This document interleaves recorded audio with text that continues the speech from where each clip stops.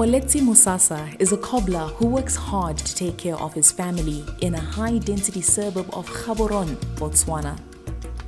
He is one of the millions of Southern Africans whose capacity to deal with external hazards is regularly monitored by the Southern African Development Communities Programme, called the Regional Vulnerability Assessment and Analysis Programme.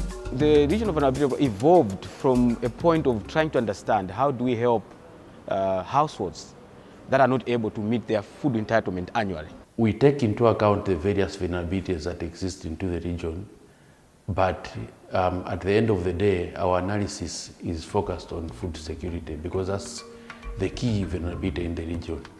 For the past 10 years, above 22 million out of 330 million people are found to be food insecure. Malnutrition rates are also high, with many SADC member states reporting child stunting rates above 40%. Poverty is one of the most significant challenges in the region, with about half of the people living on less than $1 a day.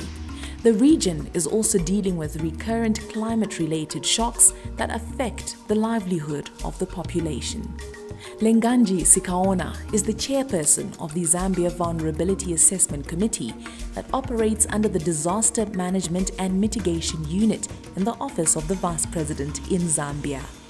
This Zambia Vulnerability Assessment Committee is the committee that gives information that relates to the hazards or shocks that hit communities. They are the ones that go in to do assessments to look at the number of people that have been affected by those shocks or hazards. They are the ones who recommend the kind of relief that is required by those communities. National Vulnerability Assessment Committees operate at the national level to guide and coordinate the implementation of the Vulnerability Assessment and Analysis System. They carry out annual and periodic vulnerability assessments and special studies on selected topics such as nutrition, climate change, and related themes that are critical in their respective countries.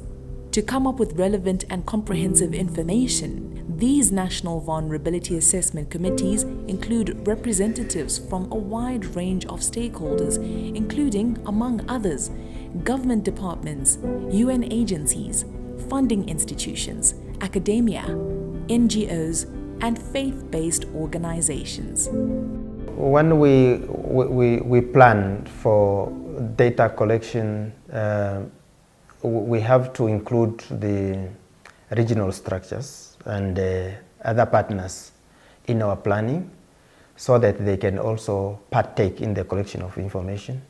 We train together, we plan together, and then we assign tasks among ourselves. The SADC Secretariat engaged the World Food Programme to support the implementation of the 2017 to 2021 phase of the Regional Vulnerability Assessment and Analysis Programme. The World Food Programme, it brings skills and capabilities in analysis, in data visualization, in early warning for resilience analysis, and it also brings it has unique strengths also in capacity building and transferring knowledge in a sustainable way. The Regional Vulnerability Assessment and Analysis Programme consolidates results of the vulnerability assessments into various reports, including the annual SADC Regional Vulnerability Assessment and Analysis Synthesis Report, which is used by many stakeholders to inform strategic planning, policy formulation and review, response to emergencies, and development programming. It is a very key document for us because that's what informs our resource mobilization for emergency response, as well as ensuring to respond to the need using that same document. The information that comes from the VAC is very important and critical for us in terms of our programming. We use it for designing our interventions, we use it for policy influencing, we use it to support the government to make critical decisions of where their efforts around capacity building and around response are supposed to, to be channeled. The Vulnerability Assessment and Analysis System is an essential tool for the SADC region as a whole and individual communities. At the community level, what you want to do is to ensure that you're able to pick the needs once these communities are hit and address these needs in time and in season, because the work that we do can make the difference between life and death. Because of the gravity and changing nature of food insecurity and vulnerability, there is a need for flexibility and continuous improvement of the assessment and analysis. We also note that the level of investment that goes into building the capacity of the VAC beyond the national level is very minimal. And so you find that if an emergency had happened in a district or in an area where the national actors are not present, it takes a lot of time to be able to generate the information. The first line of responders should have the capacity as much as we have in the VAC for us to be able to get real-time information and to be able to pick up on the responses.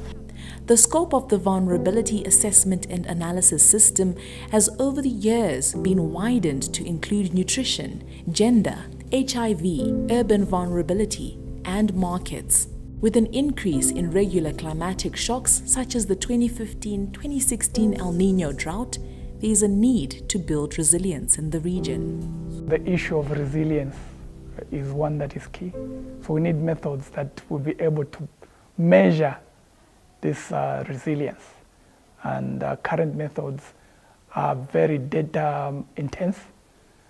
And so these are things that we need to work on. Stakeholders in Southern Africa acknowledge that the Vulnerability Assessment and Analysis System is the main mechanism to track and respond to food insecurity and vulnerability in the region. It is therefore essential for governments to take ownership and increase investment in the vulnerability and analysis activities in order to design appropriate interventions for their population, especially in light of the adverse effects of climate change. It's our call that this work will get the sort of priority that it deserves, at the senior level, at the senior government level, and in our ministers' meetings, to respect and to honor the sort of commitments that we have towards assessing and better integrating climate change and other vulnerabilities to inform what our economies should be adjusting to. We really think that now is the moment where we can change the actual chronic problems of food insecurity and undernutrition by preventing them, by knowing more about them, and by having adequate analysis, which is done timely and which allows the governments not only to respond, but to be prepared and to do longer-term projects which will make sure the populations in the whole region will achieve SDG 2 or Sustainable Development Goal 2 by 2030.